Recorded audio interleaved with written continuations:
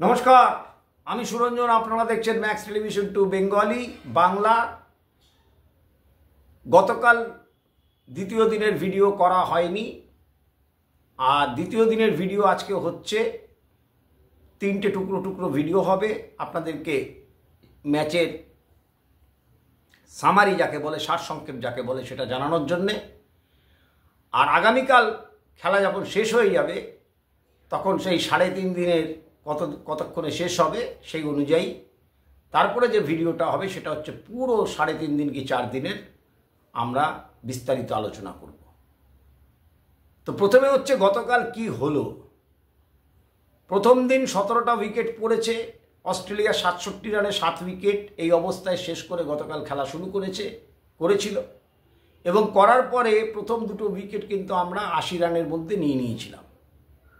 81 রানের মধ্যে ওদের কিন্তু পড়ে গিয়েছিল উইকেট। 9 উইকেটই আমরা নিয়েছিলাম, 2 উইকেট পড়ে গিয়েছিল। তারপরে একটা পার্টনারশিপ হয়, 24-25 রানের একটা পার্টনারশিপ হয়। 23 থেকে 25 রানের মধ্যে একটা পার্টনারশিপ হয় হ্যাজেলউড এবং মিচেল স্টার্কের মধ্যে।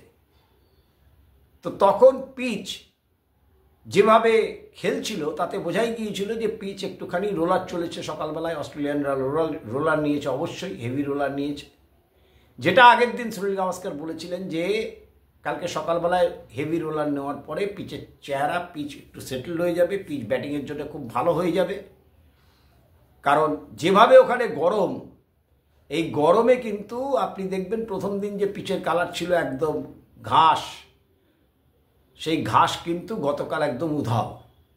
তার কারণ হচ্ছে এই ড্রপ ইন পিচের এই হচ্ছে সমস্যা। ড্রপ ইন পিচ এসে যখন লাগানো হয় তখন যদি সেটা তো নর্মাল পিচ নয়, ড্রপ ইন পিচ এক জায়গা থেকে তুলে নিয়ে এসে আরেক জায়গায় আপনি লাগিয়ে দিয়েছেন। সুতরাং সেখানে যখন এইরকমভাবে প্রচণ্ড গরম হবে তখন পিচের কালার কিন্তু সেইটা থাকবে না। ময়েশ্চার যেটা ছিল সেটা প্রথম দিন ছিল, তারপরের দিন থেকে ময়েশ্চার উধাও, এত রোদ এত গরম। সুতরাং সেটাতে যেটা পরবর্তী সময় হবে সেটা হচ্ছে ক্র্যাক যেগুলো আছে সেগুলো ওয়াইডেন হতে শুরু করবে। যত পিচে রোদ পড়তে শুরু করবে, যত বেশি গরম থাকবে তত বেশি এই জিনিসটা হবে। তো সেটাই গতকাল হয়েছিল, যার জন্য মিচেল স্টার্ক অনেকক্ষণ ধরে ব্যাট করেছেন এবং 24 রানও করেছেন। কিন্তু এবারে ঘটনা হলো যে মিচেল স্টার্ক পরবর্তী সময় হর্ষিত রানার বলে ঋষভ পান্তের হাতে ক্যাচ আউট হয়ে 104 রানে অস্ট্রেলিয়া শেষ হয়ে যায়। অস্ট্রেলিয়ার প্রথম ইনিংস শেষ, ভারত 46 রানের লিড নেয়। আমি আমার প্রথম দিনের ভিডিওতে বলেছিলাম যে ভারত যদি 40 থেকে 50 রানের লিড নিতে পারে এই উইকেটে সেটা অনেক, এবং সেক্ষেত্রে যদি ভারত খুব ভালোভাবে ব্যাট করে, কতগুলো জিনিস যদি নর্মাল ক্রিকেট খেলে, তাহলে কিন্তু সেটা অস্ট্রেলিয়ার পক্ষে যথেষ্ট ক্ষতিকারক হয়ে দাঁড়াবে, এবং সেটাই হয়েছে। পরবর্তী সময় যখন ভারতীয় দল ব্যাট করতে নামে তখন পিচ ইজ আউট হয়ে গিয়েছিল অনেক বেশি, এবং অস্ট্রেলিয়ান বোলাররা কিন্তু সেইভাবে বল করতে পারেনি। তাদেরকে প্রচণ্ড যেটাকে বলে যে প্রচণ্ড অগোছালো লেগেছে, এবং তাদের মানসিকতা ছিল খুব তাড়াতাড়ি করে কিছু করতে হবে, মানে যে উৎসাহ, যে ইগারনেস, তাড়াতাড়ি করে উইকেট নিতে হবে, সেই করতে গিয়ে তারা 172 রান ভারতকে দিয়ে বসে, এবং 90 রানে জয়সওয়াল আর 62 রানে কেএল রাহুল নট আউট ছিল দিনের শেষে, এবং 46 রানের লিড, অর্থাৎ 218 রানে আমরা এগিয়েছিলাম উইদাউট এনি লস। সেটা অস্ট্রেলিয়ার জন্য প্রচণ্ড খারাপ। অস্ট্রেলিয়ার যে মনস্তত্ত্ব, যেটা মানসিক ব্যাপার যেটা, সেটার জন্য অত্যন্ত খারাপ হয়েছিল, এবং সেইটা হওয়ার দরুন যেটা হলো যে অস্ট্রেলিয়া কিন্তু এই টেস্টে পিছিয়ে পড়লো, সাইকোলজিক্যালি পিছিয়ে পড়লো। তাদের এই ওভার কনফিডেন্স, তাদের এই মাইন্ড গেম, তাদের এই অনেক কিছু, সেই সব কিছু মিলিয়ে যে ঘটনাটা ঘটলো তাতে অস্ট্রেলিয়া পিছিয়ে পড়লো, গতকালই পিছিয়ে পড়েছিল।